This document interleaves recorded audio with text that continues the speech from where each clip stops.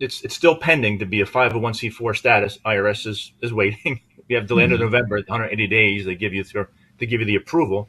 If folks want a tax write-off as a C4, we don't have that because we're nonpartisan. If the Constitution is your North Star, we will support you. I don't care if you're Democrat or Republican or Independent.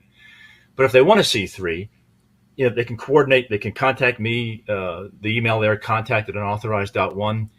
And Center for Security Policy is a 501c3. They will pass through funds to us from like a C3 to a C4. So if folks do want a tax deduction, there's a way to do that. What's up, guys? Welcome to 2024. It's the Rescue Michigan live stream, first one of the year. We've been off the air for a little while. Enjoying the holidays. Hope all you guys had a wonderful, wonderful Christmas and New Year's. How was yours, Shane? How you doing, buddy? I can't complain. It's nice to kind of get away from politics for a little while and kind of refresh. But now it feels like there's even more to do because of taking that. Yeah, it's going to be a crazy year, folks. I always encourage people to do everything you can to try to persuade people, no matter how difficult it is. And boy, I had a family member tell me they would shoot Donald Trump, and that's how demented people are. When you think they're not going to steal the elections, first I know why in the world you would think that, but I mean, that's how these people operate, folks. They are completely demented. So they've had years and years of media propaganda ginning them up, making them think that Trump is Hitler or demonic or going to destroy democracy, and they'll be willing to unleash those people, similar to what they did in the summer of 2020 with all the terror and the Antifa and the Black Lives Matter. They're going to have something like that prepared for us. They're going to be throwing out all the stops, particularly as they're seeing that Trump is rising in the polls, that the phony indictments seem to be backfiring. So they're going to have more tricks up their sleeve, and as they become more desperate, they become more dangerous. Yeah, the amazing thing to me is they seem to believe that starting more wars will be good for Biden, because losing one wasn't enough. And there was a lot of stories about that just in the past 24 hours. I don't know how much we're going to get into that tonight because we have our special, and I don't have any fancy graphics made up for it. I do have clips and pages and stuff. I don't have any awards, trophies to give out, anything like that for the Patriots of 2023. Present company excluded, of course, and I don't have any trophies for the clowns. We'll be giving the biggest clowns of 2023's awards to. So you might guess who one of our top picks might be. That clip that we just saw, that was Matt Meck soliciting bank fraud on behalf of Unauthorized.one, which is a 501c4 founded by Christina Caramo after she became Michigan Republican chair, which she says is okay because she's resigned now. So never mind that she was listed on the filing documents as its founding president. And hey, Patty says she just hook up. Patty, you're welcome to come on the show. You do have the link on the live stream if you want to come on and chat with us. Your company is always welcome on our show. And but anyway, so for those who don't know, 501c3 organizations are tax-exempt nonprofits of a special type. So there's C3s and C4s. These are both nonprofit corporations, and they enjoy some common benefits. For example, they are both able to get nonprofit postal status. That's why a lot of political organizations want to be nonprofits. But C3s have the huge benefit of their donations being tax deductible, which is a huge incentive for donors. And the problem is because C3s have to be educational, charity type organizations, they're not allowed to lobby on legislation. They're not allowed to, put out mails that say vote for so-and-so, or the C4s are allowed to in a limited capacity, but C4s are in unlimited capacity allowed to say things like, Bill Clinton enjoyed children on Epstein's Island, for example. That'd be something a C4 could say in a mail piece, but a C3 could not, because that would be construed as, actually a C3 might be able to say that, because that might just be reporting the truth, but they're not allowed to. Yeah, as long as it's like as long as it's kind of framed as an educational focus and not as something that's more partisan, a C3 could say something to that effect. But they're very, very closely regulated and monitored because of the the point being, they're supposed to be educational, charitable organizations, not political entities. So, for example, the Mackinac Center for Public Policy is a C3. They can say they have, and by the way, they actually, I'm going to put this on the screen. It looks like MichiganVotes.org is coming back. You folks know we run this Operation Watchdog on RescueMichigan.com. And the Mackinac Center used to have this website called MichiganVotes.org. And the guy that did that, which was similar to what Watchdog was, they reported what all the different bills were. He retired a year or so ago, so it kind of disappeared. But they appear to now have, it appears to now actually be, well, it's been reworked. This looks completely different. And they seem to have bills from 2023 all posted now. So I guess they've caught up. Although, as near as I can tell, yeah, there's no explanation or anything. It's literally just capturing the news feed of the legislature's website. So it's not really anything special yet. But anyway, back to my point. They're an educational institution. They can report news. They can editorialize a little bit, but they're not supposed to get involved in campaigns. So when this guy, Matt Meck, says to the world, hey, if you want your donation to go to us, the group that Christina Karama is president of and based in Nevada, but you want it to be tax deductible, write your check to the Center for Security Policy, Frank Gaffney's organization, and then contact them and tell them to forward your contribution to us, which, by the way, folks, would make you a party to tax fraud. That's what this guy was encouraging people on the internet to do. And there's a lot of different organizations that, have 501c3s and C4s, and they'll we've learned a lot about this in learning about the Democrats' political machine. They'll have a 501c3 during off elections, and then they'll turn that one off and then kind of transition that to a 501c4 during elections, so that they can have kind of the most benefits from both models. And they've mastered a way of doing that that is, technically compliant under the law. So there are those sort of things that do happen, but it doesn't seem like the way this unauthorized group is going about it is right. has Yeah, that sort of expertise and technical excellence that the Democrats do. Yeah, there's ways to do it legally. You can have all three. Like you can have a National Right to Work Committee, a National Right to Work Legal Defense Fund, and a National Right to Work PAC. That's standard. Lots of organizations have that kind of structure. But what you're not allowed to do is say, hey, if you want to make your donation to our C4 legal, give it to the C3 and then tell them to pass it through, because they can be a pass-through entity. That's what this organization was soliciting, and that was blown up on the internet, for those of you who missed it over the Christmas break, by none other than Laura Loomer, who, Shane, you probably know more about Laura than I do, but she's been famous for a lot of stories over the years, including starting, I think, back with Project Veritas back in the day. But yeah, she came up under James O'Keefe, and she does sort of the expose style journalism, and she's really been blowing up a lot of this unauthorized stuff that had kind of we had seen a little bit of it on if you're on Telegram, if you're in those chats where there's constantly knife fight going on. You've probably seen this stuff, but Laura Loomer has taken a lot of that stuff and then put it to a much wider audience of national pro-Trump people. So now this stuff is becoming much more difficult to ignore. Yep. Yeah, I'm trying to find where the original story was from Laura Loomer about this, but it's good to see, because her coverage of this really, I think, shook some people up about this whole thing, because it's sad and frankly something that we have to deal with, that there's a lot of people out there, precinct delegates, whose attitude is mass media say Christina bad, therefore Christina good.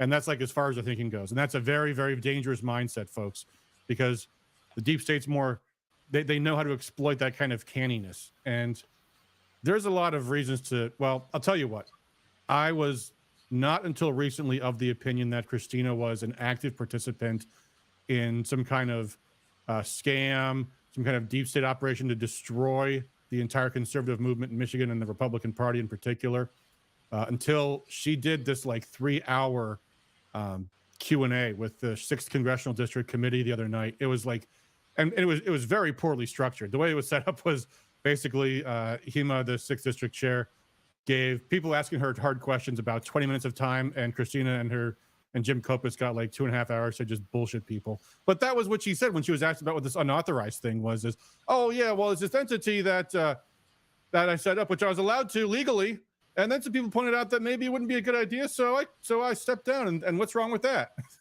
that was the sum of it. And it's like, what's wrong with it is that you were already the state party chair when you founded it, and you were its president.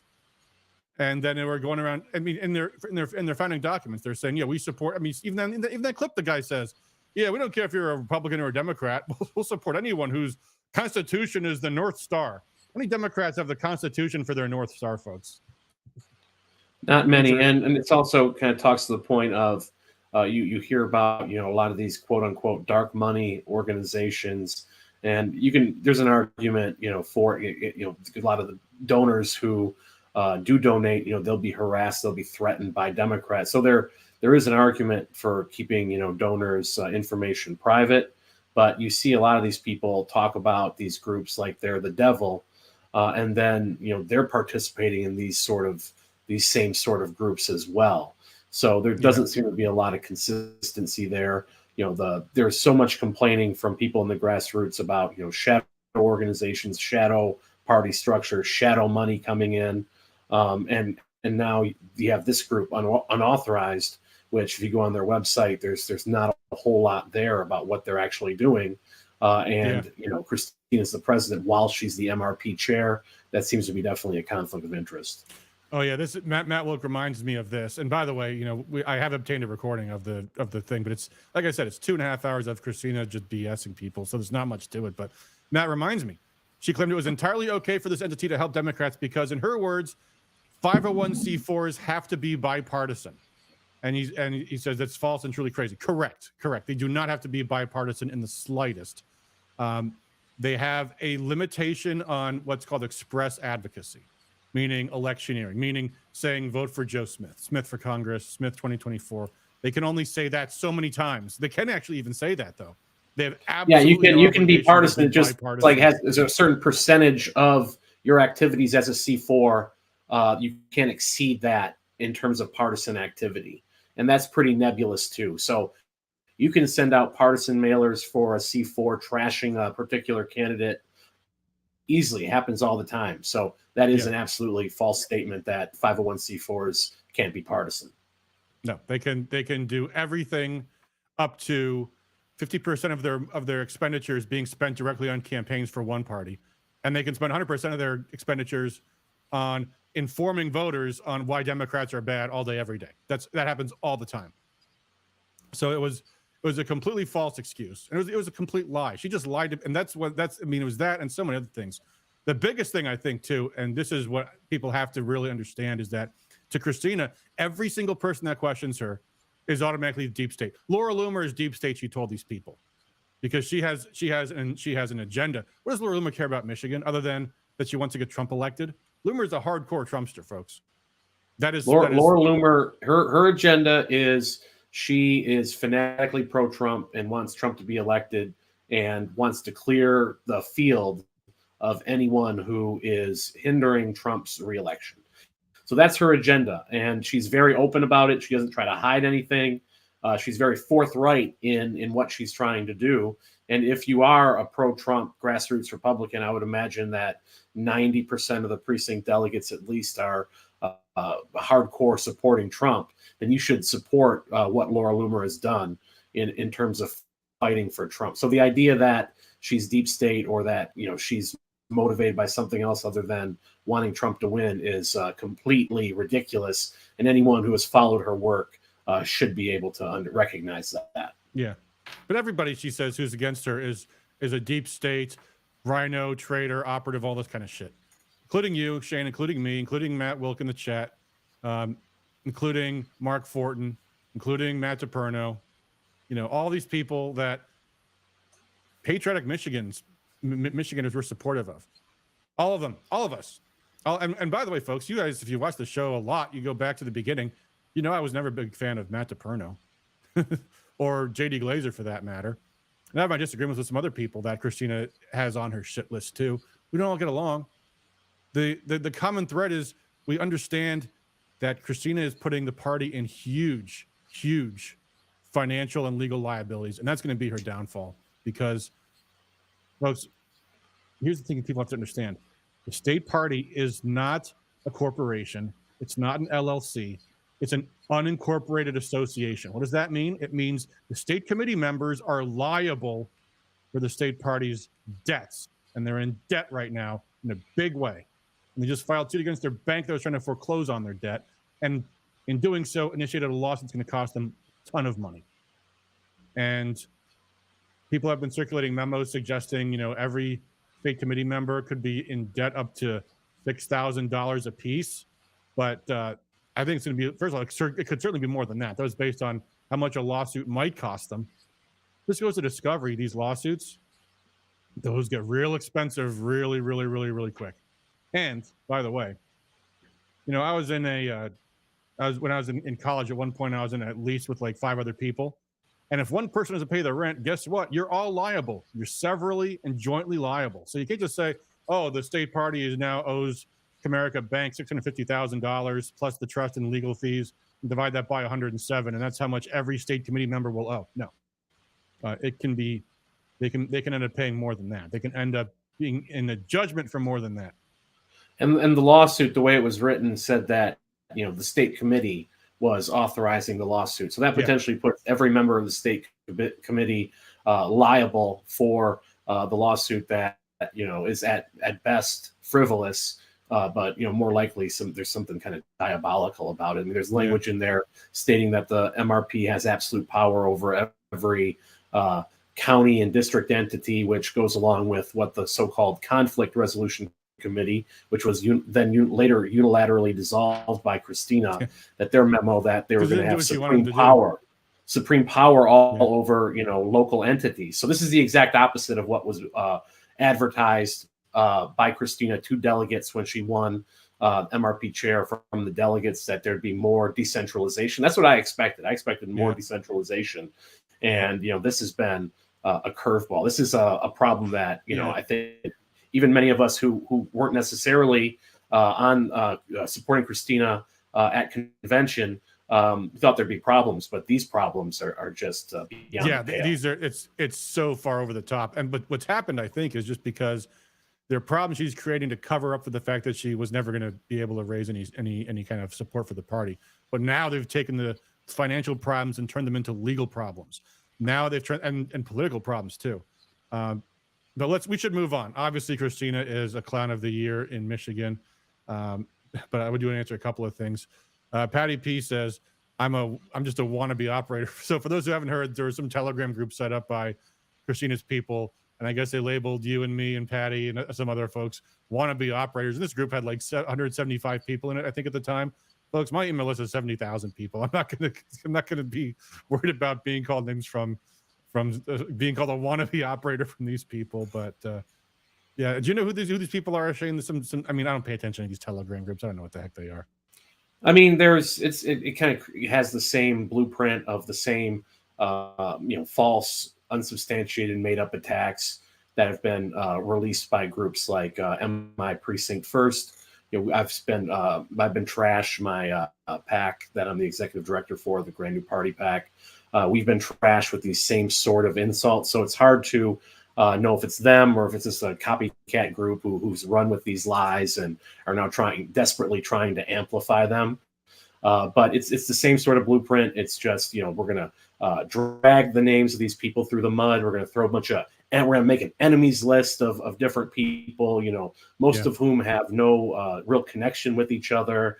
We're going to make up, all these different categories for them that make no sense. And then we're just going to throw it out there for people to get really angry about, to take their eyes off of the mess with the MRP and try to put them on, different people in the grassroots who are deemed enemies because they ask questions and demand basic transparency and accountability. And so it's the same old blueprint, and it's just getting sadder and more desperate as time goes on. Yep. George Hiller says anybody that can't see that KK is a certifiably a crazy person at this point needs to be removed along with her. Yeah, probably. I mean, I feel bad because I actually know someone who we've had interactions with, who's been on the show before in the past a while ago, who I know is a smart person and is drinking the KK Kool-Aid. And the thing people have to understand, folks, is that people are emotionally, they decide things by emotion, not by intellect. And like I said, that attitude is media say KK bad, therefore KK good. That's how people are subconsciously been processing this. Is anyone that's against Christina must be part of the establishment, because why wouldn't they be? And it is going to take work, folks. Keep in mind, not too far off from now, we were going to be having county conventions when precinct delegates will be walking in to elect who goes to state convention, who goes to the national convention. And if they're buying that narrative, guess what? All the sane people are going to get thrown out. Not the crazies, the sane people. So we got to be actively talking to people, actively reaching out and messaging them, calling them, talking to them face to face in a methodical manner.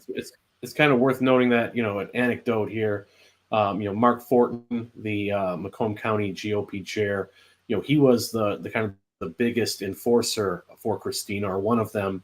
He was putting out, conspiracy theories that I was part of some sort of secret cabal with Ron Weiser and Matt DePerno to overthrow Christina. I don't know who he heard that from or if he made it up. But eventually, when he said, at the previous state committee meeting, the in-person one, that I think the chief of staff or whatever Jim Kopis is for the MRP told him point blank that their plan is to take over local Republican entities and purge them of anyone who is not loyal to the regime. That wasn't what he signed up for. That's coming from Mark Fortin of all people. So I don't think Mark Fortin would have the any sort of motive to lie about that. I don't think he's getting paid off by Weiser. This is just something that he heard and that he couldn't believe it. He couldn't believe it. Yeah, and that's the thing, folks. I mean, the guy that blew the whistle on all those documents was the reason why he had access to them was because he was a supporter of Christina's until he saw what was going on. I mean, almost all these people are not Christina. I mean, this is what her narrative is. Oh, it's all a conspiracy to get me. No, these people are people who have realized how insane this stuff is. All right, last thing about Christina, then we got to move on. But left of center, am I? Probably don't agree with your overall mind state, but it's a fair question. What happens when Christina is voted out but refuses to leave? Another lawsuit? Probably what's going to happen after that is the RNC steps in and say, well, look, first of all, the trust has the building, not Christina. The party's got no money, so there's nothing to take. So we're going to recognize what will happen is the temporary new chair would be Melinda Pago, because she's the co-chair right now. The state committee would elect a new chair, and the RNC would recognize the new chair, and that'd be the end of it. So... well, who knows? Yeah, Christina could file more lawsuits. She probably will. Remember when Todd Corsher was removed from Lansing? He filed a lot of lawsuits, but that's another story in of itself. All right, folks. So one of our clowns of the year in Michigan, of course, goes to Christina Karamo, but we've got a few others to talk about. Let's talk about Peter Meijer. You got to admire this guy. He had... you got to have some balls to vote for Trump's impeachment and then decide to run for U.S. Senate as a Republican. But Peter Meijer has done so. And I mean, that almost in and of itself, in fact, really, that in and of itself merits him to be one of the clowns of the year. Shows shocking amount of hubris to where you're basically drummed out of your congressional seat in disgrace. Yeah. And now you're going to come back and run for U.S. Senate. And I think he's trying to moderate himself. He's not trying to not look at like he's as much of a rhino. Like he's kind of, I think he had an op-ed stating that, throwing Trump off the ballot. I wasn't a big Trump fan, but throwing him off the ballot is wrong. So he's trying to pivot during the primary, try to pull the wool over people's eyes. But I just don't think he thinks voters have no memory at all. Well, yeah, and he's just got that kind of that arrogant mentality. Entitled mentality, and I don't think the voters are going to buy it. I don't see him, even with all of his oodles and oodles of cash, I don't see him resonating at all in the Senate race. I hope Scott Greenlee takes all of his money, or as much of it as he possibly can, and it'll come in at 5%. That'll be the end of it. Which, and by the way, folks, because Scott Greenlee's getting a lot of shit right now because Christina's spreading out all these ridiculous lies, saying, "Oh, all these people want to oust me so they can put Scott Greenlee in charge of the party." Scott Greenlee does not and will not be the next vice chair. That's not happening. He's a consultant. He's someone who is paid to perform a task, which is what a lot of people's attitudes are, and I don't fault them for it. That's he takes he takes money to work for Peter Meyer, who's a rhino, obviously, and he takes money to work for Lisa McClain, who has one of the better, probably the best voting record of any congressman in Michigan, is pro-Trump. So he's not he's saying in much. Yeah, not saying much, but still. So he might be a gun for hire or whatever, but he's the mastermind of a giant conspiracy. I don't think so. Yeah. So yeah, I think almost certainly Peter Meyer's going to crash and burn. I can't imagine him getting any traction. The sad thing is, I think Mike Rogers is probably equally as bad, maybe even worse than Peter Meyer. Worse. But he might actually get traction because voters will have forgotten about his record. They're not going to remember him voting for the Patriot Act, voting for the Iraq War, all that stuff. I mean, Mike Rogers' whole background was deep state. I mean, if he's the Republican nominee and Slotkin is the Democrat nominee, then our choices for U.S. Senate next year will be FBI versus CIA. How fucked up is that? And Mike Rogers, I think those of us who were in the Ron Paul movement, we remember Mike Rogers because he was the most belligerent pro deep state, pro surveillance. All the different police surveillance tools at the federal level that were used to hamstring President Trump and frame him as a Russian agent and subvert his agenda. Those were championed loudest by Mike Rogers, but because he kind of ran away with his tail between his legs early, and now he's coming back, a lot of people who weren't tuned into those fights in the early to mid 2000s, they might believe that Mike Rogers, he's a patriot, law enforcement, whatever, however he's trying to market himself. So he's much more dangerous of a chameleon, a much worse clown than Peter Meyer is, and he's the most dangerous Senate candidate by far. He must be stopped. Yeah. Well, the good news is maybe Meyer will actually siphon some votes away from Mike Rogers, because who's the swamp going to go with? And I mean, actually, officially, the swamp is going with Mike Rogers. That's clear. The NRSC, the National Republican Senate Committee, is supporting him. In fact, I don't know if I can still find it, but I may try to look it up right now to see if I can find Peter Meyer's absolutely retarded discussion on Facebook talking about his interactions with the NRSC. Let me see if I can find this here. Hold on. Where's his Facebook page? Facebook. I will take 2 seconds. I know it's taking up space here to see if I can find this, but it was freaking hilarious.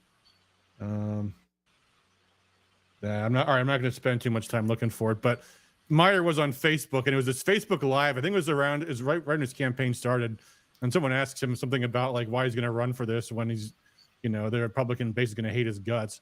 He's like, well, it's funny. I talked to the NRSC, and they said, well, we're supporting Mike Rogers, and we can't support you because we don't think the seat is winnable, and especially not if you're in the race. And they're like, so I told them, well, if you don't think the seat is winnable, then why don't you mind if I'm getting in the race? It's like, because it might be, 10 months is a long time. It might be, but not with you. No chance in hell with you. Yeah, exactly. But there are fortunately better choices in the Republican field for U.S. Senate. Most of them I don't think are going to be financially competitive, but at least one of them probably will be, and that's Sandy Penciller. Possibly Michael Hoover, maybe, but I'm not sure. But we'll know more once the campaign finance reports come out. But so another award for Clown Show of the Year from Michigan goes to Peter Meyer. And by the way, the Clown Show Award is going to clowns, not to smart, evil people like, as much as I hate to say it, Jocelyn Benson. She may be destroying our state, but she's no clown. She knows what she's doing, and she's good at it. So I'm not giving the award to sick, evil people. I'm giving it to a bunch of blumbering idiots. John Smith says, "But Congressman Tim Walberg endorsed my." Yeah, of course. That's how this game is played. That's why all the sheriffs did too, because they're going with what the NRSC tells them to do, because that's what they are. They're not thinking people at all. But you know what? And money carries more weight than endorsements. And a lot of people are not all that happy with their swamp creatures, even the Republicans. Anyway, moving on. John James. Remember when we had that demonstration at John James's district office? That was fun. That? You know what? Because at that time, literally hours before that happened, it was just announced that Mike Johnson just got the votes to be Speaker of the House. So we were driving out to this demonstration at John James's office because John James was one of the few people who voted against Jim Jordan for speaker, sabotaging Jordan's chances. And we were going out to a protest, but the thing was, the thing we were protesting just got settled. The matter was resolved, and this guy who is reportedly very strong conservative, all the Trumpsters said he was going to be great. And I was like, well, you know what, folks? And you remember, Shane, you were there. You heard me tell people, here's the thing. If Mike Rogers turns out to be a rhino and turns out to be a swamp sellout, all that's going to be on John James. Well, here we are, folks. And what has Mike Johnson done? By the way, Mike Johnson gets one of the awards for national clown shows. Mike Johnson voted not just for that NDAA, which was nearly $1 trillion expenditure, but he voted to not only renew the Section 702 of the Foreign Intelligence Surveillance Act with no reforms, the thing that the Fed's been using to spy on all of us for the last, several years, many years, going back to spying on the Trump campaign. He voted to renew that with no reforms, and even putting a rider on the bill that said, and by the way, if Congress does not amend Section 702, it'll renew again automatically through the end of the year. So for a full year, the warrantless unconstitutional surveillance program is extended. And Mike Johnson put that in there because when they had the negotiations on the NDAA, it wasn't in the original House version. It wasn't in the original Senate version. And there was no conference committee. It was Mike Johnson and Chuck Schumer were the two parties negotiating. And they put that in there. And they knew what they were doing when they put that in there. So it was absolutely 100% on Mike Johnson that they put this Section 702 renewal in the NDAA. And members objected. They stood up. The conservatives stood up and said, this is a violation of the rules because it was completely improper. It was not in the original bill. It's not even pertinent to the matter of national defense. It's a separate thing. Military and intelligence are in legislatively separate issues. But they went ahead and did it, and Mike Johnson did that. And that means John James did that, folks, because I don't think Jim Jordan would have done that. I could be wrong. I guess we'll never know. But every stupid ass clown thing that Mike Johnson does, and he's already off to a bad start, it's right on John James. And he's in a tough seat, John James is. This is a guy, you can tell this guy doesn't have very much respect for his voters, which is not a good thing for a guy in a swing seat to have. Well, I mean, it seems to come down to arrogance with John James. He barely won that seat. That should have been a gimme. You don't think losing to humbled him a little? Sorry, go ahead. Yeah, and he barely won that seat, and now he seems to have contempt for the conservative base, many of whom kind of fell into the hype and thought that he was a good, strong conservative, because of his charisma or his ability to spout, talking points that sounded good. But they're kind of getting a lesson in who John James actually is, and that's going to be a seat that the Democrats are going to target very, very hard. They sense blood in the water, and while John James is thinking about his stepping stone, he may be vulnerable to get picked off after just one term. Yeah, well, hey, if you're still there, left of center Michigan, feel free to pass this along to your Democrat buddies. Just run an ad that's just got a clip of, first it's John James giving his nominating speech for Kevin McCarthy saying, we got to win. That's why I'm supporting the speaker, because we got to win this. We got to get something done. And then go to his explanations for why he opposed Jim Jordan for speaker. Oh, because what was his reasons for opposing Jim Jordan? Because he wouldn't support corporate district. Yeah, he wouldn't support corporate welfare and military welfare. That was why. Yeah, he wanted more money for a base. That's right. He told Justin Barkley on his radio show. I'm giving you that citation there, left of center Michigan. He told Justin Barkley on his radio show that, hey, he didn't promise me military industrial complex money. He didn't promise me corporate pork barrel spending for my district. That's why I voted no on him. So there you go. Petty said, Delegate, I know mailed their John James shirt back to him after he voted against Jim Jordan. Good. F.L. Gibson Jr. says John James voting record, the Freedom Index.org. I'm not going to click at that link right now because I don't have it'd be very tough to copy and paste that. But that's one person's score. Yeah, he mentioned Selfridge as the reason. Yeah, that's Paul speak for saying money for my district. That's what that is. It's buying jobs with taxpayers' money, and they all do it. They all know exactly why they're doing it too. Democrats do it, Republicans do it. They do it all the time. On the John Birch Society Freedom Index, John James has a 60% score. So that would be either a B- or an F score for John James. Gotcha. Yeah. And, by the way, if that was, this goes to the consistency of the argument too. If that was the reason, why didn't he vote no for Kevin McCarthy? Oh, well, because he's got issues we have to sort out here. That's what the Freedom Caucus people were all saying. All right. So that is John James, who gets the third clown show of the year from Michigan. And by the way, going back to Christina really brief, because I want to mention something. She calls me a rhino. She calls me someone who is someone who's got a hidden agenda or some shit like that. Can anyone name anyone in the state of Michigan who's done more to expose rhinos like John James than me? Who else in Michigan has a database of the voting record of every single politician in Lansing? Oh, that's right. I guess the Mackinac Center does now, but barely. But it's just got back up again. But no, folks, the reason why people were mailing the T-shirts back to John James is because I was informing them of John James's bad votes. So go fuck yourself, Christina. Anyway, let's move on to the good guys. The Patriots in Michigan. We've got some Patriots to honor tonight, including one who I saw in the chat, Jonathan Lindsay. First one goes to you, buddy.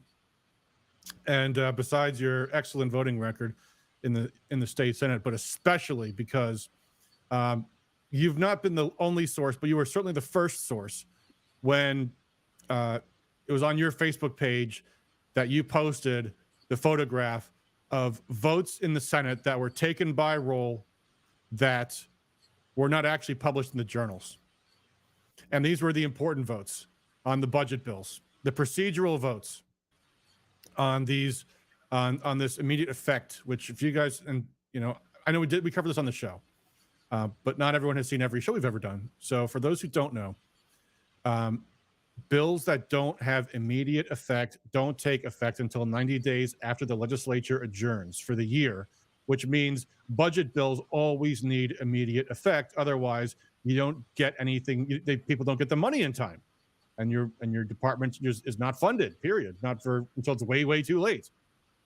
And Jonathan says after that the news started picking them up. Yeah. By the way, folks, the news knew about these votes for years and decades. They never covered it. The only reason they ever started covering it is because A, Lindsay posted it, and then B, we started making a stink about it, and then more people were starting to talk about it. And then they realized this is important stuff because you had Republicans who would vote no on the budget bills when their votes didn't matter because it was just a simple majority needed. Democrats had the majority, but they voted yes on immediate effect when they needed 2/3. The Democrats don't have 2/3, and the vote's secret. So they were voting one way in public when the vote didn't matter, and voted the opposite way in private, they thought, when the votes did matter.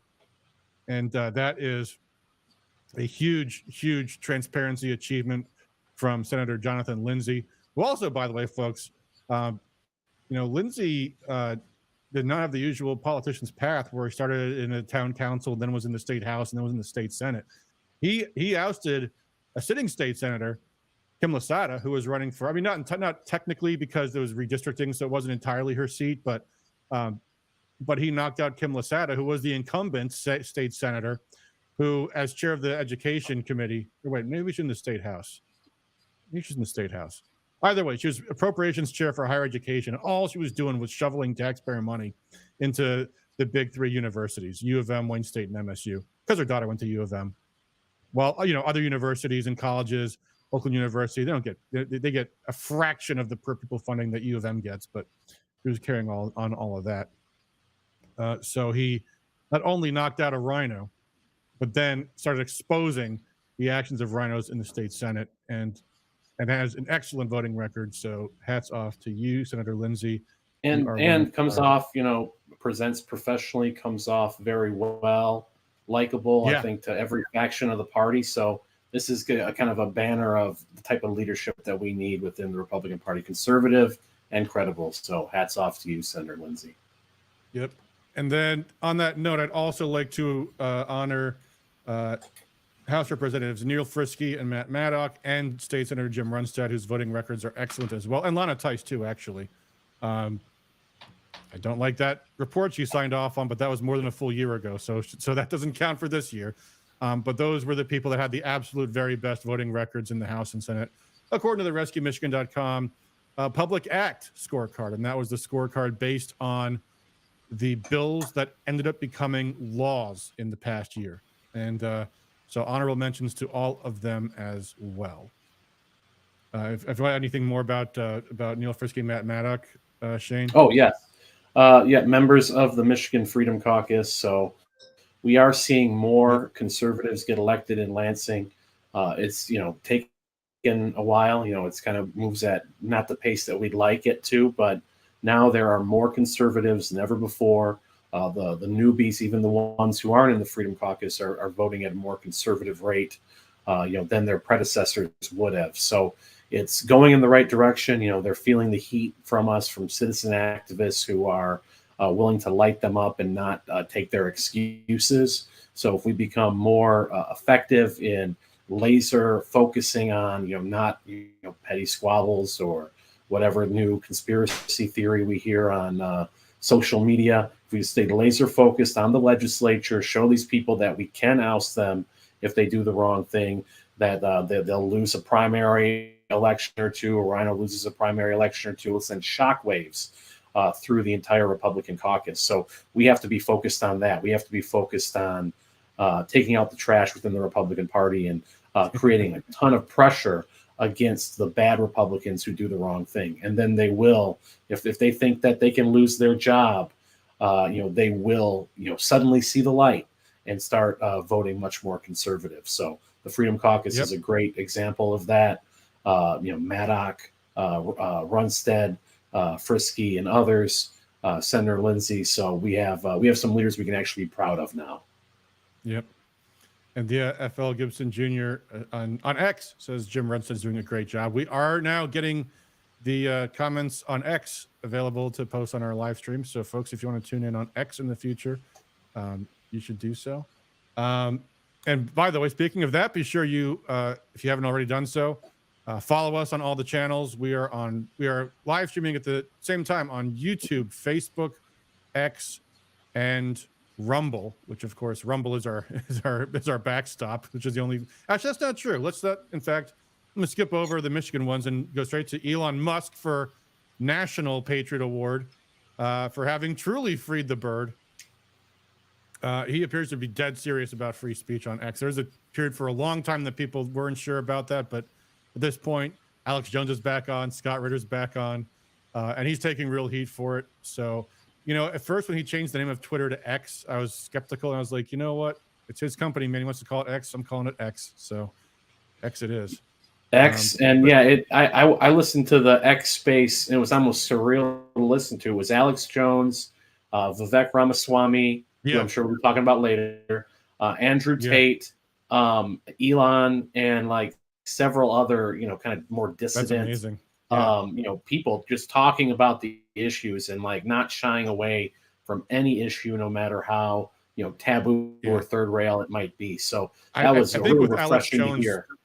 More than anybody else, when I see Alex Jones back on X, I'm just blown away.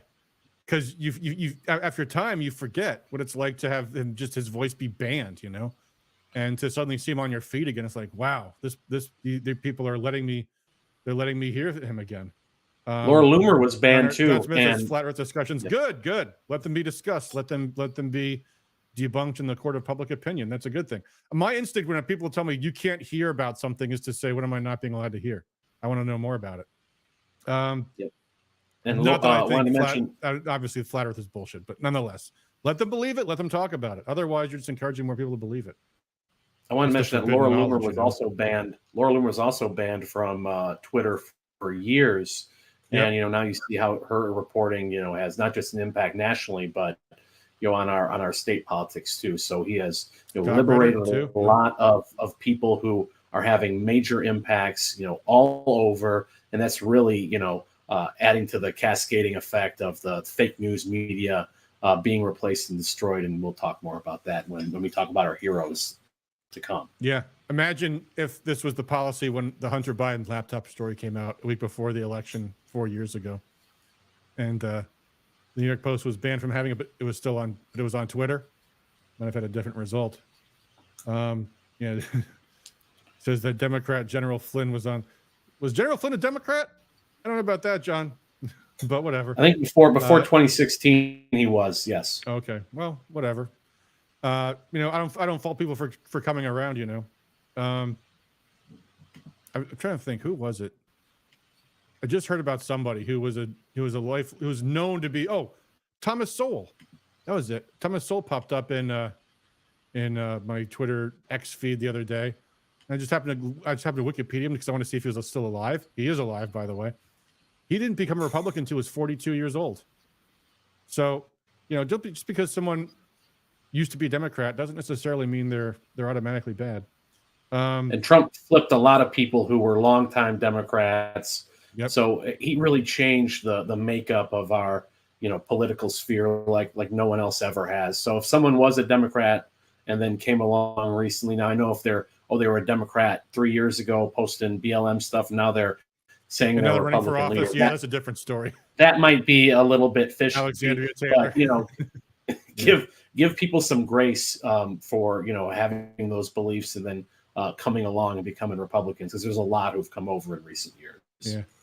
Yeah. FL Gibson Jr. says X Spaces can be great. I'm not a huge fan of audio only, man. I like to, or lady, if you are, I don't know. I really prefer video over audio, but yeah, a lot of people do like X Spaces. So there you go. Tom Banks says Laura Loomer or Laura Logan. I think both. Weren't both banned from Twitter? I mean, I could be wrong. I know you meant Laura Loomer, and I'm sure she was. Loomer definitely was banned. I'm not sure about Logan. Yeah. All right. Anyway, let's move on. Yeah, someone on Lone Eagle on Rumble says, where are we at with John James? We moved on from John James. We were talking about the state. Oh, we were talking about Jim Runstead. Then we got over on that topic, or maybe it was Matt Maddock. I don't know. But anyway. All right, back to the good guys in Michigan, and then we'll talk about the Nationals. I got one for you. By the way, if you have one, Shane, feel free to pipe in any time. But I want to bring up another one. This is my state journalism award goes to the Midwesterner, which is at the. I should here. Let me do this so that you can see the address bar on my screen. Hold on. Let me try this again. Isn't it themidwesterner.news? Themidwesterner.news. Not an easy link to avoid making a mistake on, because if you don't have the or the .news or something, it might be tricky. But yeah, and I can't zoom in on the address bar, but it's themidwesterner.news. And lots of interesting state-related political articles. When I get their emails in my inbox, I'm like, oh, this is interesting. Pete Hoekstra for Emma GOP chair. Let's click on this. We might be going back to this Christina topic again. Michigan Republican consultant Scott Greenlee confirms he's no longer interested in replacing Christina Caramo, state party chair, should critics oust her. I'm pretty bullish on Pete Hoekstra, he tells me, referencing the former congressman and appointed ambassador. Well, I'm not, folks. People are going to say, thanks a lot, Scott Greenlee, you dumbass. Now we're going to hear from Christina's people all rest of this week. This is all a plot to install Pete Hoekstra as chair. That's going to be their newest line. No, I'll take almost anybody, but probably not even Pete Hoekstra for state party chair. Although he could probably raise money, and that's something better than nothing. Better than nothing. But hey, who knows? But back to the Midwesterner news. I know maybe a better candidate will emerge. Yes, back to the Midwesterner. Thank you, Shane. It kind of reminds me of like Revolver News, but just with more of a local or regional focus. They do a lot of good. It's a lot of them are just links. They do have some original stories. So there are these. So these are useful. Do you know who's behind this, Shane? Is it Ventimiglia or no? Is it somebody else? I think it's Kyle Olson, formerly of Breitbart News, and he was part of the Tudor Dixon for governor campaign. That's right. I've seen his name on the byline on some of these. Yeah, Kyle Olson. Good. Well, excellent. Well, I'm glad he started this up. This is a great website to bookmark and subscribe to. I'm sure they have some way to sign up for their emails. And, well, apparently they have that too. But I'm getting some kind of notifications in my emails. Hey, this is our stories. So whether you pay, I mean, the ads aren't that intrusive anyway for me, but I'm sure there's some place on here to sign up for email alerts. But very good state political reporting. So there you go, the Midwesterner. Patty P says Emerald Robinson was banned on Twitter. Yep, a lot of people were. We could, yeah, quite a few people were. Anybody else? Do you have anyone else from Michigan you'd want to give a shout out to, Shane? I think we're good. All right, I've got one more. The state committee whistleblowers. And I guess it's back to Christina again, but let's take a moment to thank them. People like Jessica, is it Birchfield? I want to say that. I hope I'm not mispronouncing. Bearfield, I think. She was on her show. Huh? So I think it's Bearfield. Bearfield, that's right. Who made the point about how dangerous it is for anybody on the finance committee, whether it was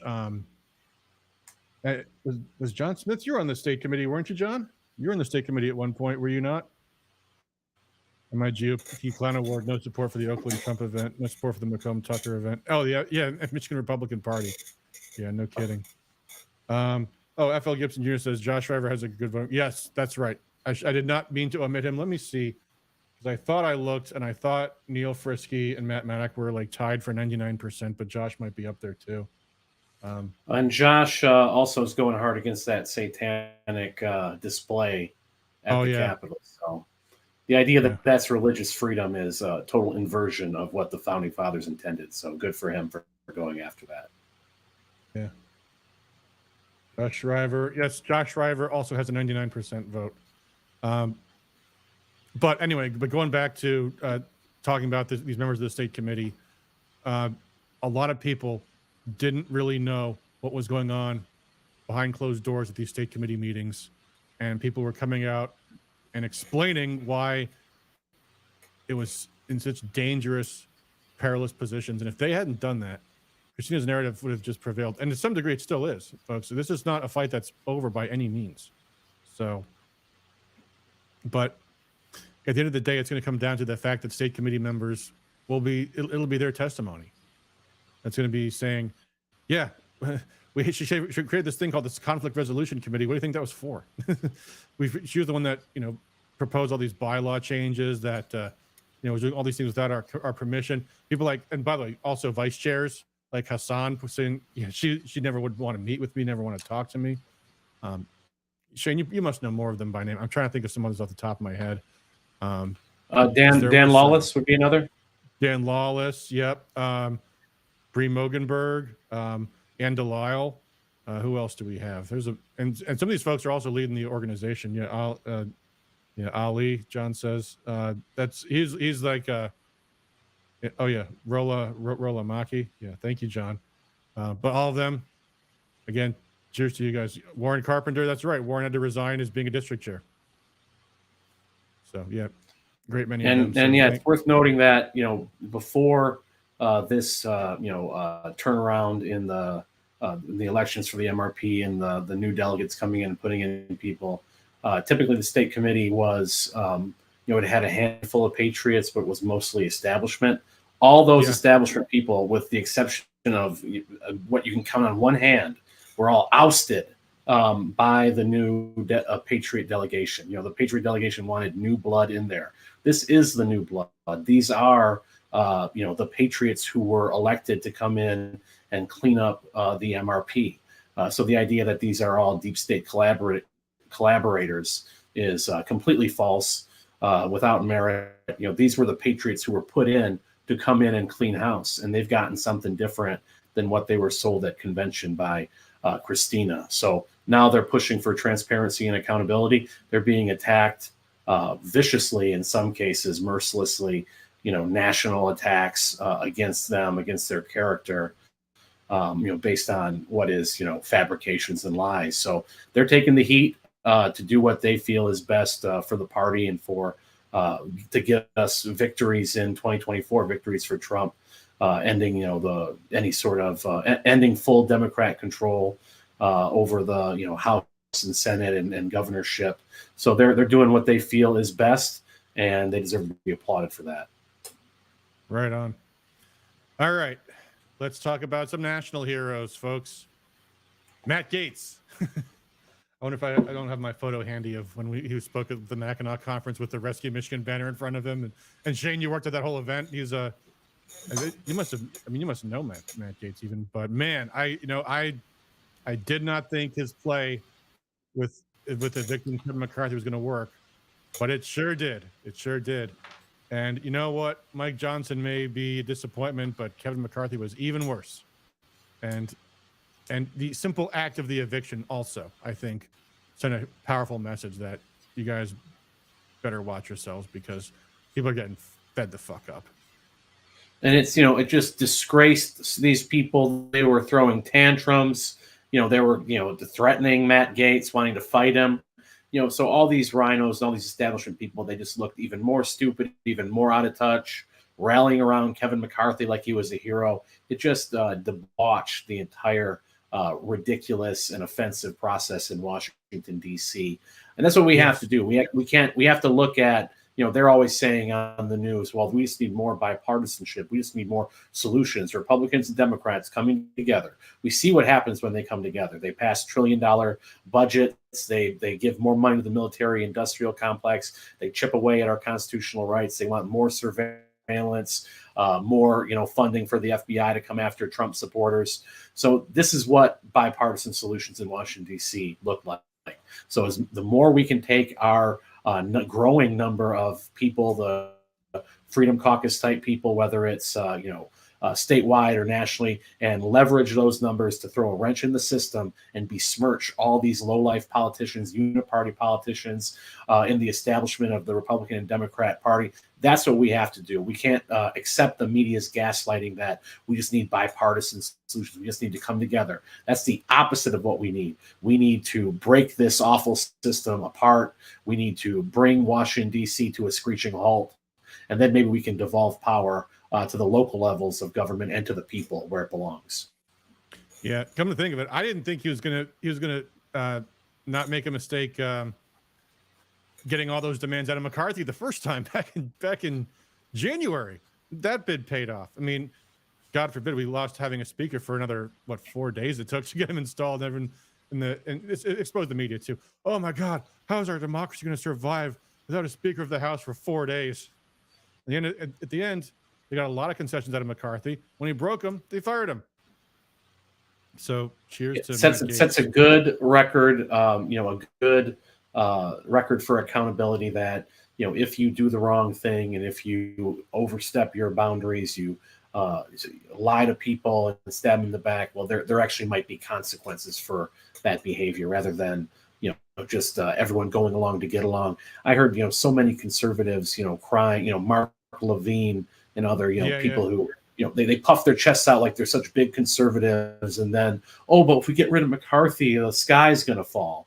And it's like, you guys are such frauds and such clowns.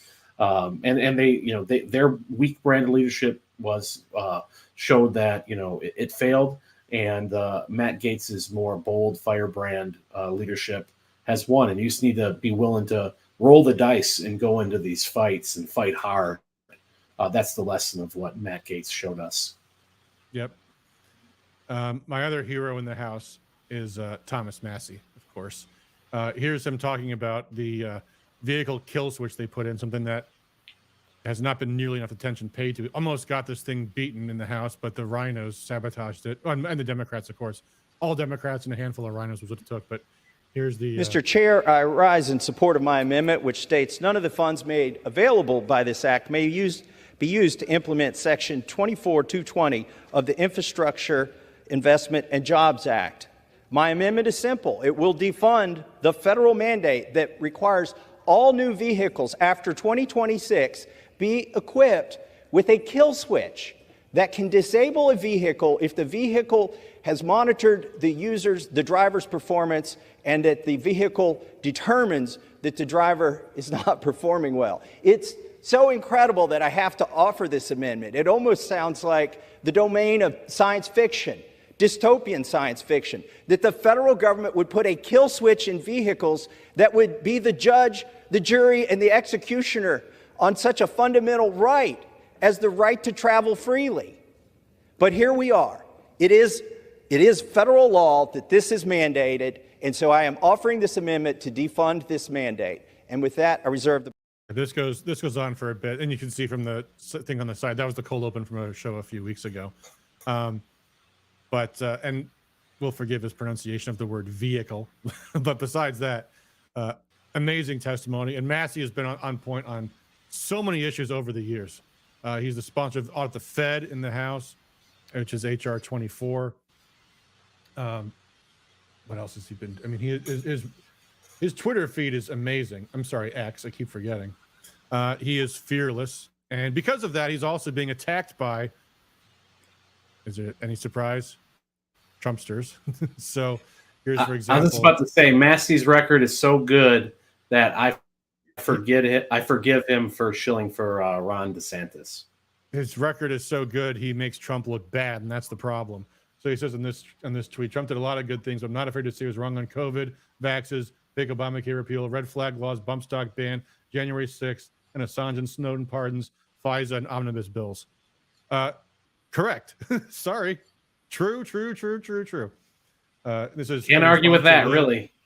This is in response to Leo Terrell saying, to the great citizens of Kentucky and Trump supporters, please do not give Massey for Kentucky a nickel of your money. He's a Trump's hater. And then he follows it to Massey by saying, that's a good spin. If you think you're more popular than President Trump in Kentucky, you are kidding yourself. You and Mitch McConnell are twins. When Trump gets reelected, you'll become persona non grata. This is a thing that, by the way, I'm not going to give Trump an Ass Clown of the Year award because, frankly, he's our guy for president. But this is not the first time his people have been attacking good guys just because they speak honest opinions about Trump. And that's really bad, honestly. This is what's leading to bad policy. It's what's leading to this acrimonious politics. Remember that convention where Trump's people said, anyone who doesn't support Matt DePerno is a rhino. It's really, really bad politics to attack your opponent's supporters.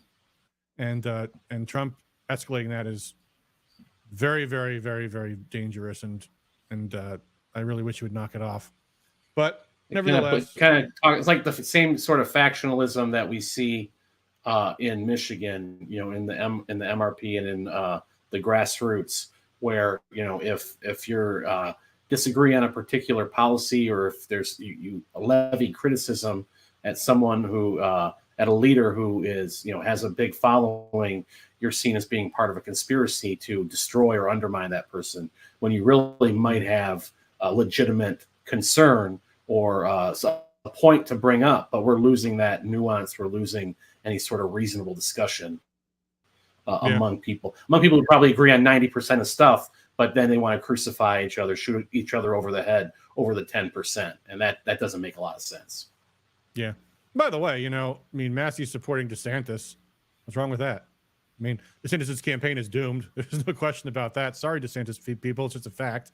But DeSantis' record in Florida has been outstanding. So why would that be a problem?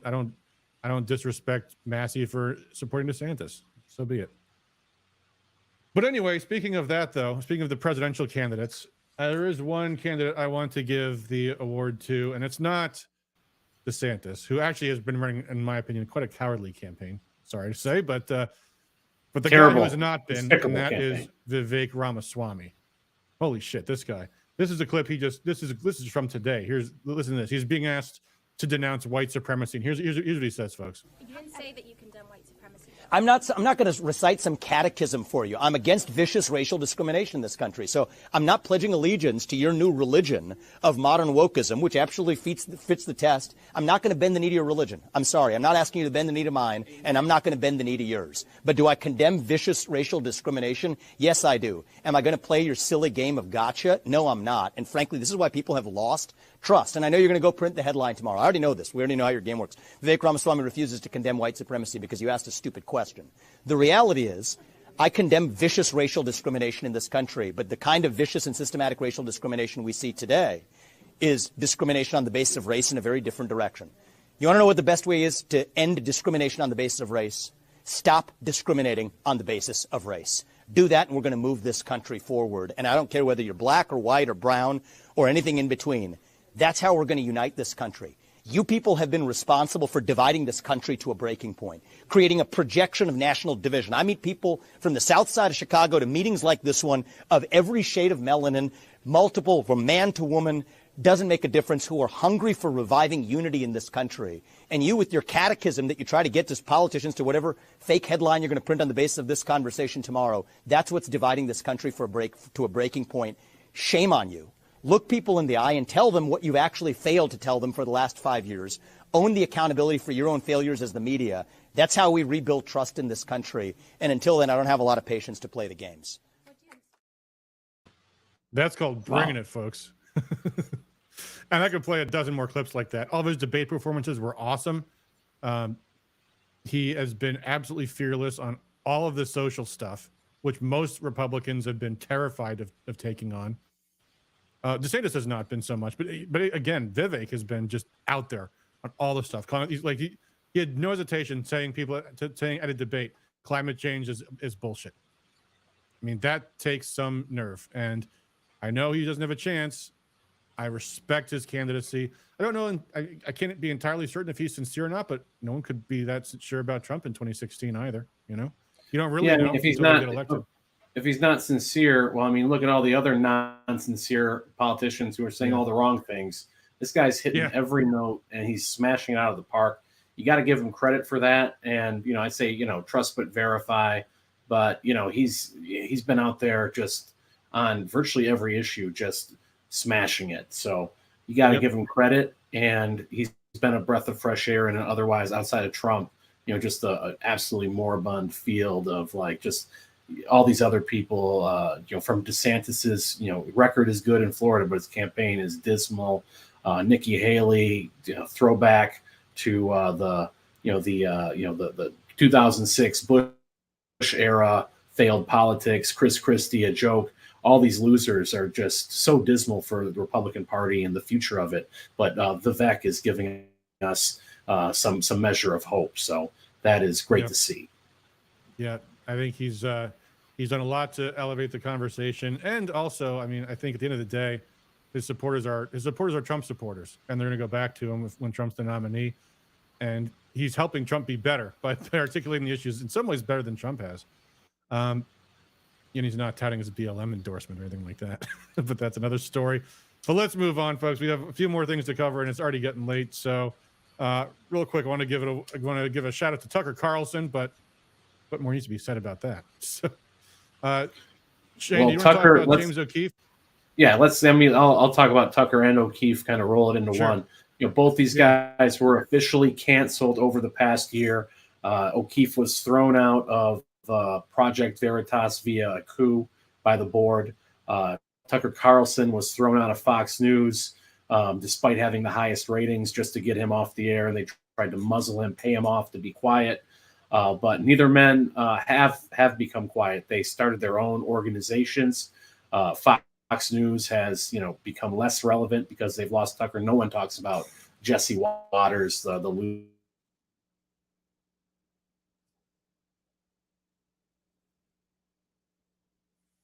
Shane, did I lose you, or am I lost? Hey, folks in the chat, did we lose Shane, or am I offline? Because I can't tell. I have a frozen Shane on my screen, but I'm not sure that you have the same. Shane is frozen, Patty says. Okay. All right. Shane, if you're watching, I guess I'm going to pick up where you left off. Yeah, the thing about James O'Keefe that I find hilarious is that O'Keefe was kicked out of the media group that he started, Project Veritas, by their shareholders, and now Project Veritas is dead. It was all O'Keefe in the first place, and he is just constantly bringing out new stories. There's one that just came out just today, I think. Here, I'll play the clip. Well, we're kind of getting Shane back here. So I'm standing here at 12. How much you guys get paid? I'll pay you guys. What's that? How much you guys get paid? Yeah, nada. Nada, no digas nada. No digas nada. Give them nothing. IRC is running this shelter. Requested to give interviews on this shelter. Are you transporting migrants to the airport, sir? Shut the door right in my face. You just called me a domestic terrorist for asking a question. I don't got to leave anywhere. This is a sidewalk. You can leave now. We finished. He just saw my number in contact. All right, I think we got Shane back. And you guys can watch the clip on your own time. We just played a clip from O'Keefe's latest drop there on his new company, the what's it called? O'Keefe Media Group. OMG. Yeah, he hasn't missed a beat, and I think Tucker and O'Keefe are both going to be more effective in their new roles. Tucker Carlson's rolling out his own network. His segments on X have gotten even more views and arguably more traction than they did on Fox News. He hasn't become any less of a relevant figure to the political media zeitgeist than he was when he was on cable TV. So he may be more powerful now. O'Keefe may be more powerful now. He doesn't have to worry about a board. He can empower more citizen journalists. He's wants to be everyone's editor. He wants everyone to go out there and conduct citizen journalism, and then he'll have their backs if they do. So it's a brilliant idea what O'Keefe's doing. Tucker Carlson, he actually had an ad that said that he's the quote unquote great replacement for the fake news mainstream media. Nice. So what a brilliant awesome. Tagline that is. So they're going to take things to the next level, and they're showing how people who are strong, who stand strong, who do the right thing, who build a large group of support. It's much harder for them to cancel them, even if the corporate regime puts their boot down. They can still survive that, thanks to Elon Musk, thanks to X, and thanks to the independent media soaring and people getting ready to get their news from alternative sources. That is very, very difficult to stop. And when they do try to stop it, it may actually empower those people to become even bigger and better, leaving those corporate platforms that were previously tying them down. Absolutely. I've got a clip from Tucker real quick. I want to play this. We're here with the world's most dangerous man, the most censored man in the English language. But honestly, when you get him in front of an outhouse in the woods, he doesn't seem so dangerous. So fancy outhouse. Yeah, we missed Tucker for a little while there, but he's back in business. Speaking of that, ass clowns in the national stage, Fox News. Lowest ratings they've gotten in years and years and years since they fired Tucker. Good. They tried to blame Tucker for that lawsuit they got from Dominion, which they would have won if they'd fought it, but they settled for an outrageous amount of money. Now they're even losing more because they fired Tucker. No one believes Tucker was behind any of that crap, because Tucker spoke out against all the Dominion stuff on his show.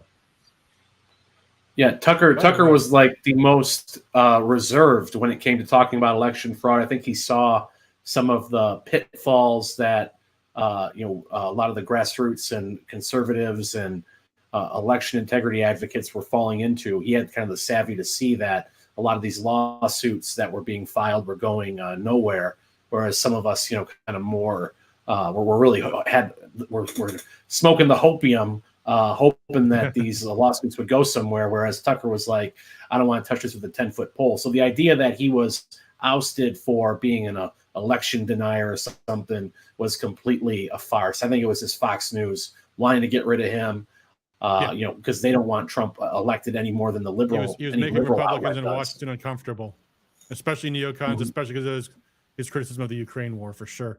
By the way, this just came out today. I assume this is sincerely from President Trump. There's a report of election fraud in various swing states. Notice everything they have in here is about two things: absentee ballots and voter registrations.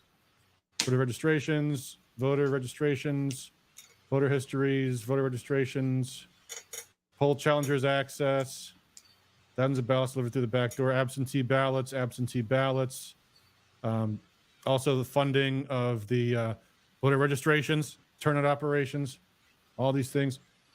Nothing about the magical voting machines changing the votes, folks. All about absentee ballots, voter registrations, and other election-related activities that are, things that have been done in the past. So there you go. By the way, failed to talk about our lawsuit. Well, technically, Steve Carver's lawsuit and Bob Cushman's lawsuit against Benson. That wasn't in there. But oh well. Whatever. So that'd have been a good go. tidbit. They should have included that. Yeah, they certainly should have. All right. Other national clowns. Let's see. I think we've kind of talked about Mike Johnson and Kevin McCarthy enough, so let's skip them for the time being. But Nikki Haley definitely gets the Clown Show Award as presidential candidates go.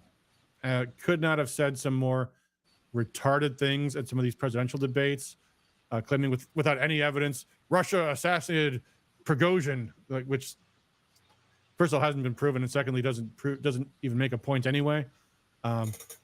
Nothing. In fact, there's actually, let me see if I can find this.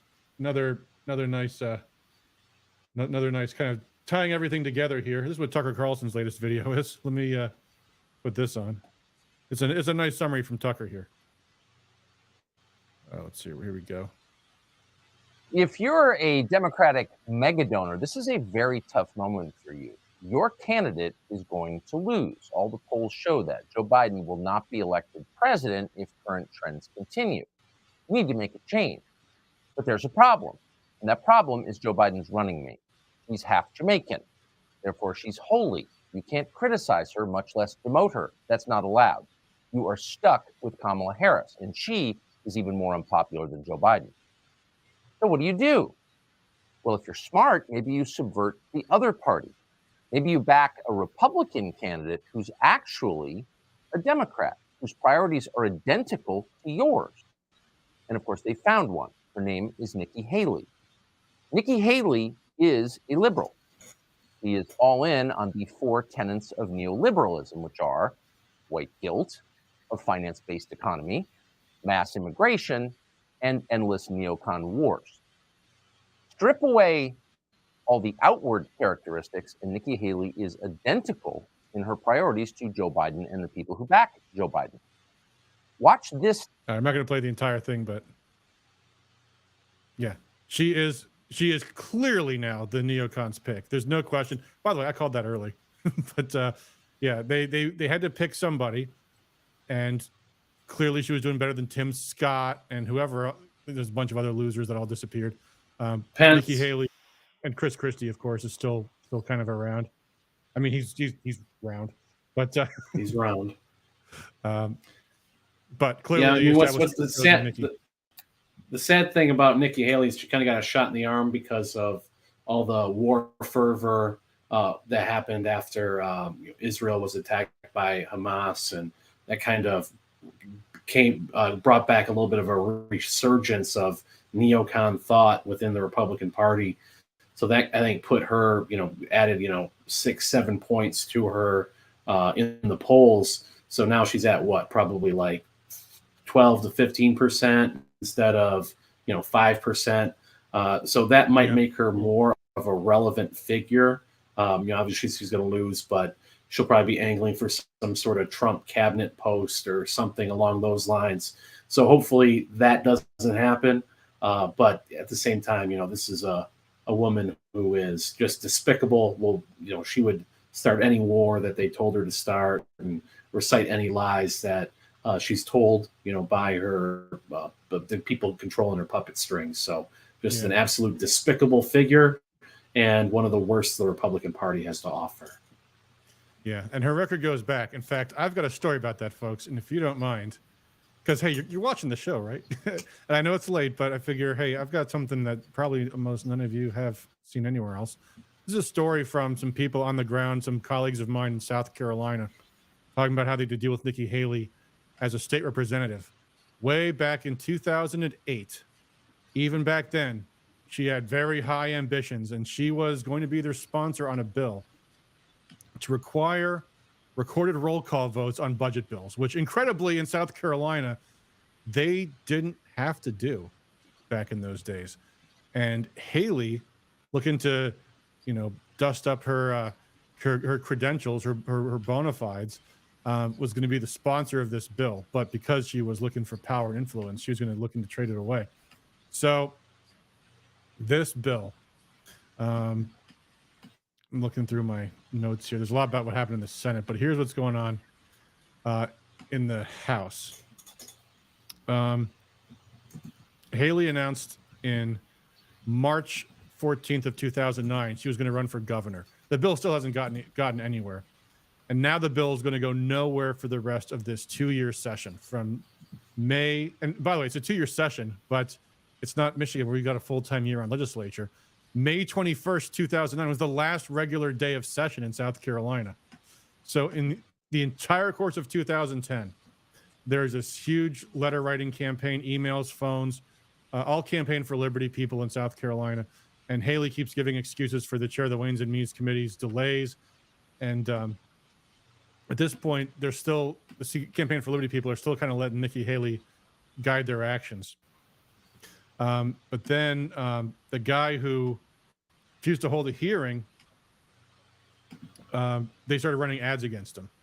They got 32 radio spots for $1,000. The host hated the guy and gave him a deal on it. And Jen Michelson, who's this prominent radio host in South Carolina, recorded the bit. So he told people who called him, "You tell that bill sponsor she needs a discharge petition." So now his behavior has changed on the bill. Haley's still saying now's not a good time. So then, meanwhile, this community college kid runs against the Ways and Means Committee chair. He spends $3,800 of his own money. Cooper this is the Ways and Means chair, spent $179,000, and the college kid lost by 131 votes in the entire district. Well, he graduated from college in 2011. Cooper resigned mid-session. Putnam won the special runoff, and he was at that point the youngest member of the state house. The bill is now still languishing in the Senate, no hearing for weeks. And these rhino senators who are supposedly the good guys tell our operator, Tal was his name, they can't make motions to recall for fear of offending leadership. So then someone does make a motion to recall the bill. And we get some good video of the Senate leadership claiming the bill is unconstitutional because the state constitution had a requirement for a roll call. And, some of our people actually believed it. Politicians called the bill a fad, a rigged piece of legislation. And because our 21 co-sponsors were giving them no help, giving our people no help, and our sponsor was the one getting heat, they agreed to recall for a committee hearing. So our sponsors whined, "Why are you attacking your friends?" But the committee had a hearing on the bill, still took no action. So Campaign for Liberty put out an email, sent it not to his members, but to the politician threatening him to send it. And so the bill got recalled. So we got a roll call vote in the bill, 15-13. At this point, some guy, some lawmaker wanted to change one line to make the bill constitutional, just to make it effective upon approval of a constitutional amendment, i.e. kill the bill. Because now the bill's not going to work because you have to have a constitutional amendment. So it's making it impossible. So then this president of the South Carolina Policy Council meets with this other lawmakers ready to compromise, and then calls up C4L and says, "Hey, we just talked to so-and-so and we're going to win either way. So why don't you just go along with doing it the way they want? Because if you get the bill like we want it, we'll get a good bill and win. But if you change it, then we're not going to get anything." That's now, the typical political response. Yeah. This is the way they get you to back off. So now Nikki Haley's office starts stabbing back. They get a call from her staffer saying they have the bill fixed. The governor's agreed to it, but we have to get we have to get the here's where my shorthand fails me. What's the TP? Whatever. Somebody else. An unnamed state senator at Haley's mansion says they will fix the bill. And so our guy calls the chief of staff and says, "We're going to drop mail on you the very next day. Unless you call it confirm, you will not change this bill." And he called back to say he could not, because he could not accuse the governor. We could not accuse the governor of betraying us. So the email went out saying, "Why is Nikki Haley not supporting this bill for transparency on these roll call bills?"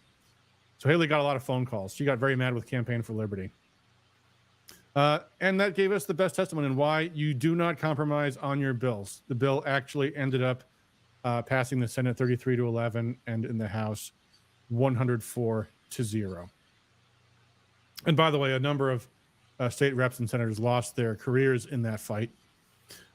Haley did not, unfortunately, But this was your typical pretend champion who, on one hand, says, "Oh yeah, I'm supporting your issue," but the other hand is doing everything possible on the outside and on the inside to kill it quietly.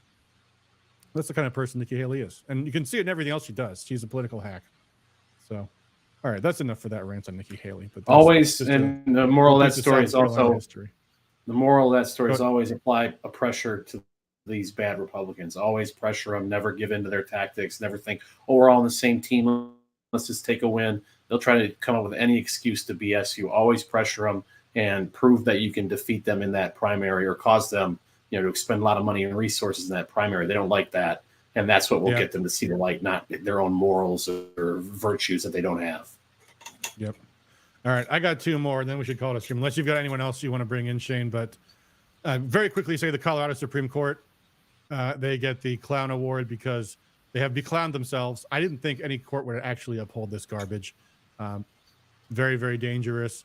As I think Jonathan Turley put it, our country's a powder keg, and this court's just throwing matches at it. It's going to get overturned, but they're going to politicize it anyway. It's going to go on and on now. The fact that this one court has done this has just paved the way for more and more and more of this garbage. Shame on them all. Democrats believe their own BS.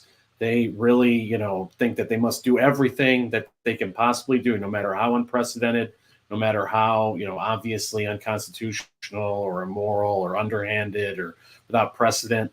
They're going to do it because they want to pull out all the stops to defeat Trump. The orange Hitler that, the media has told them is the devil of all devils who's going to come and besmirch our poor innocent democracy or whatever. So they're going to do everything, and it's going to backfire. And even ordinary people who might be turned off by some of the excesses of Trump are going to be like, "Wow, this is ridiculous. I might consider voting for him because look at all the institutional pushback and pressure and unfairness that he is receiving. Maybe he's right about some of these, so-called conspiracies against him because it's all in plain sight now." Yeah. Oscar Barden says Nikki is an anchor baby. She can't be president, apparently, law. Yeah, maybe. I don't know. We've been down this road a few times in the past. I think the better thing to say is she won't be president because she won't be the nominee. So if they didn't stop Obama from becoming president, they won't stop Nikki. Right. John Smith says Candace Owens killed it this year with some awesome documentaries. Good point, John. Another honorable mention. Yep. I like when she went at Ben Shapiro recently. That was great. Oh yeah. Yep.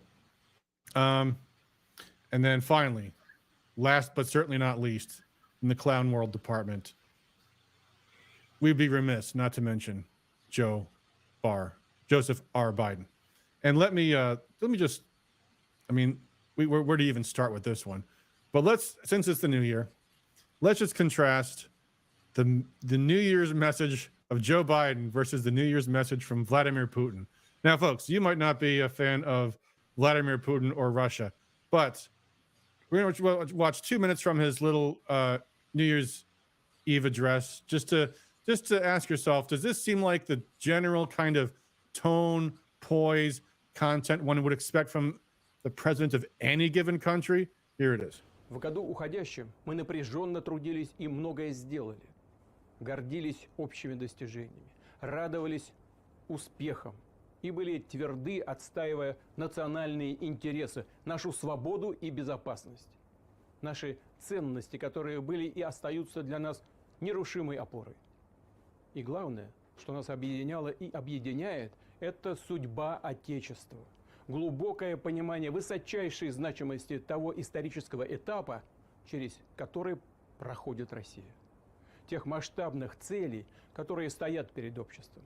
И той колоссальной ответственности за Родину, которую чувствует каждый из нас.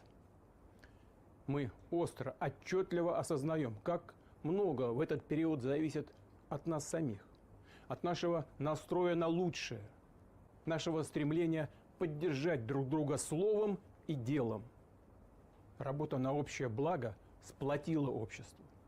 Мы едины в наших помыслах, в труде и в бою, в будни и праздники, проявляя самые главные черты народа России – солидарность, милосердие, стойкость.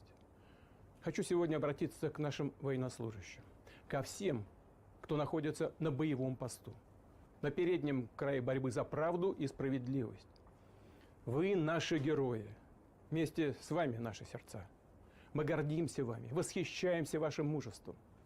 Зная, что сейчас вы чувствуете любовь самых близких, самых дорогих, родных людей, мощную, искреннюю поддержку миллионов граждан России, поддержку всего народа. Now, you don't have to agree with any of that, folks. To see that that's the kind of speech that, like Trump would give. We love our country. We're all working together. We're going through tough times. We love our soldiers. We love our military. Everybody loves you guys. That's the kind of thing a president says to his people on New Year's Eve. Here's what Joe Biden That's the said. speech. Mr. President, before we Go ahead. Well, that's Sorry, go that's ahead. the speech of a serious, formidable leader, head of state of their country. Yeah, I mean, it's, you don't have to agree with it, and it's generic, but that's the way these kind of speeches go. But here's Joe Biden. Mr. President, before we start here about the new year, I'm curious, what sort of holiday foods have you been enjoying over the last few days? Well, I've been eating everything that's put in front of me. I've eaten pasta, which I love. Eating a lot of chicken Parmesan. I've been eating all Italian foods, basically. And ice cream. And ice cream, chocolate chip ice cream. Well, we've got 1 million plus people here in Times Square and so many eyes on the big ball for the big moment tonight as we get ready for 2024. What are your hopes for the new year, for both of you? Well, my hope is that everybody has a healthy, happy, and safe new year. But beyond that, I hope that they understand that we're in a better position than any country in the world to lead the world. And we're coming back, and it's about time. Jesus Christ. For Biden, that was a pretty good speech, though. I mean, it could have been. I've seen much worse from Joe, from old mushbrain Joe. Yeah. But there he is in St. Croix on vacation, partying it up. Where's Putin? Oh, at the Kremlin. Where a guy on the job would be. Where's Putin in the U.S. Virgin Islands? What the heck is Joe Warren? Yeah, she got some heat from that on the internet for sure. John says, should we really give someone with age-related dementia a clown award? Well, here's the thing about that, John, because a lot of people point out that Joe Biden isn't really in charge. It's all about his handlers. That's not entirely always true. And in fact, there was a good example of this that I think came out this past week, and that was the decision. The way it was announced was the G7 is going to look to seize $300 billion in Russian assets the next time they meet at their G7 meeting. And you might say, okay, well, what's that got to do with Joe Biden? That's the G7. Well, here's the thing. Everybody in the G7, and almost everybody in the Biden administration, including the Federal Reserve Chair, have all said that's an insanely stupid and dangerous idea. Why'd that be? Well, because it's absolutely unprecedented for a country to seize another country's assets. And when you do that, the message the whole world receives is our money's not safe in your banks anymore. That's what these countries do. They can say, okay, well, when Russia put those assets in, they weren't enemies with the United States. And we're not currently enemies of the United States, but someday we might be, and they might just steal all of our money. So now the whole world's going to be like, yeah, let's get out of the dollar. It's going to, by the way, it's going to have no effect on Russia because, first of all, they've already assumed it's been frozen for a year. They know they're not going to get that money. Secondly, they can act reciprocally because they've got U.S. assets in their banks they can just seize. And they can just say, hey, they started it. Their precedent, not ours. And what's the whole world going to do? They're going to say, fuck the dollar. Let's go to the BRICS. So this is what, and literally all of Europe, all of the banksters, and in this case, let's say bankers, because they all said that's a crazy, stupid idea. But this is an idea that came from Joe Biden himself because he is just absolutely paralyzed in his hatred of all things Russia. And it's like, well, everything else we've done hasn't worked. You've seen how he's broken every other red line on Russia. We're not going to send him ATACMS. We send him ATACMS. We're not going to send him F-16s. We send him F-16s. Because they are breaking red line after red line because they have there's nothing left to do. And this is the last desperate thing that they're going to do. And how's the world going to see that? Oh, besides being illegal, besides being bad for us to do business with the United States, it's also an act of terrible weakness. So, thank God for the restraint of Vladimir Putin not aggressing further in responses to these, belligerent and psychotic actions from the U.S. empire. So, obviously, yeah, it's a like, joke. This is going to drive everybody into our arms. That's what's happened. All these things that Biden has done has driven the whole world against the U.S. And they're all just, hey, let's just have more countries getting together. We'll have Russia and Iran and China and be one big happy family. And I'll just add in Ethiopia and Argentina didn't quite make it, but Brazil, Venezuela's probably next. Egypt, Saudi Arabia, Iran, Qatar, they're all now, or not Qatar, the UAE. Our side's getting smaller and smaller in the world, and that's a dangerous thing. That's a sad thing. Mark says Tucker said he would be the only VP pick that would keep him from supporting said ticket. Nikki Haley. Yeah, Nikki Haley's poison. Yeah, I think there's been a lot of good stuff from Tucker and other people putting out feelers, making it clear that Nikki Haley's a no-go. Whatever Trump might be thinking, there's rumors that he was considering Nikki as a potential VP contender. But you would think Nikki, having been bad-mouthing him ever since she left the UN, would have been reason enough. But with Trump, sometimes it's not. But you never know. You never know. You can't be too careful. Yeah. But anyway, getting back to Biden, that's the thing, though, is he has an inner circle of people who are, they have no strategy with anything that they're doing geopolitically. No strategy for Ukraine, no strategy for the Middle East, no strategy to save the dollar. But they do like to think about elections. And that's where even Biden can't hold it together. The bit with, remember when Jake Sullivan, or was it Blinken, I think, spent months and months and months trying to get an audience with Xi Jinping. And then as soon as they finally get together for like a brief second in this event that was like choreographed all by the Chinese, and then was Biden, he turns around and calls Xi Jinping a dictator again. And where's that look from Anthony Blinken, where Blinken's like, oh, why'd you do this? He was so pissed off. I might be able to find that clip. I'm not going to bother finding it, but yeah, folks. Biden is a clown show, and it might be elder abuse, but Mark says the goal is to destroy America. Biden's people's goal is to destroy America. I think their goal is to profit themselves, is for them to stay in power, and that's the name of the game. You've got the power hungry people, and then you've got the people pushing that far left extremist, racialized, socialist agenda. You've got a mixture of those people, and it's kind of a toxic brew. Yeah, but those are. The DSA and people like them, they're in Congress for sure, but they're not in the. They're not. Have never been the inner circle of the administrations. They were same with if you go back to Obama and Clinton. You didn't have these like pro-Palestinian activists in their administrations anywhere. They had no. They're in the Bernie Sanders camp. They're out there and they're a part of the Democrats and part of the left, but they've never really been. They've never had the executive power. Those are the neoliberals, the Clintons of the world, and Biden too. But at the end of the day, I'd say they're starting to bleed into it, and the Democrats know they have to at least pay serious lip service to those sort of people because that's their rising constituency. Yeah. All right. Last comment from Mark says, "Did you guys touch on the transgender military awards that happened recently?" No, I didn't hear about them, and I'm sorry I've heard about them now. But thank you for that, Mark. All right, guys, that's it for us tonight. Lot of clowns out there, folks. And by the way, the Duran had Alexander Christoforou and the Duran did a little live stream the other day with some international clowns, people like Jens Stoltenberg and people like that.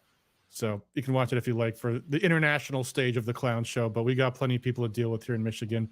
Hopefully, there's a light at the end of the tunnel on this Christina stuff. But you know what? Next week, the legislatures are back. House, Senate, and Congress. And it all starts again. And we've got some things on the horizon, too. There are, first off, county conventions coming up soon. We need to be mindful. I'm telling you, folks, do not take lightly the opinions of precinct delegates who are absolutely, Mark says, winner Bud Light clown, yeah. They do not expect them to be in the loop on all things Christina Caramo. and they got to be dealt in, or it's going to be an absolute disaster at these county conventions. So there you go. And then there's going to be more legislation, and then more election stuff. By the way, there's a big important race going on in Westland right now in the state house. There's an event. Let me see if I've got it on my. Let me pull it up here, because there is an event coming up, and this is an important one. This is a race we can win. Yep, I've got it here. Josh Powell for state representative. Yeah, there's an event coming up in Westland on the 18th. Go to this. Let me hold on. I'm just saving the picture, and I got to pull it up. Hold on one sec. Like every state rep is on board or going to be there and pushing it. So like every faction of people, because this is a race that we could conceivably win, and it would be huge. So this is a big one. Yeah, if we win, we get back majority in the House. Let me pull it up on the screen here. Here we go. Here's the event. Thursday, January 18th at Joy Manor. That's in Westland. That's a place owned by the wonderful John Anton, old buddy of mine. And we've got lots of lawmakers coming in. There's some sponsorships. Add your name to that. Good people. Patty says, no, we tie in the House. That might be true, but that might trick. Well, I mean, certainly that's enough. That means they can't pass any bills because, well, they can't pass any bills if the Republicans are unanimous because you need a majority, not a 50-50. I don't know that that'd be enough to ask the speaker, but Patty, you are correct. That would be 50-50 then. But you know what? And I'd rather bring this up because people were talking about how we only have, I think, a 1-seat majority in the U.S. House. Lawmakers die in office sometimes, folks. And I'm not trying to be morbid about that or, what could happen. We've had them. I've seen lawmakers die spontaneously from diseases they just randomly caught. Seen them die in car accidents. And you never know. I've seen them die from suicide too. So anything can happen. Every seat does matter. To end the podcast on a positive note, politicians die a lot. Yep. They die. They drop dead sometimes. So there's the information on the flyer. I'm not going to say Josh Powell is going to be a 100% lawmaker because I don't know what's going to happen. But this is, better to not have a minority than win back a seat. So there we go. Let's call it there tonight. Mark, last question. Whatever happened to the guy that pulled the fire alarm? You got a slap on the wrist. So there you go. All right, guys. Oh, we got small for some reason. All right. Thank you for joining us tonight. Thank you guys for all you do for Liberty. We will have a stream on Sunday because we've been kind of light on the streaming over the holidays. And I'm sure there's going to be some legislative topics to talk about. Thank you guys and there might even be some news regarding the state party, but we'll see. So, all right. Till next time, folks. Thanks for all you do for Liberty. Until then.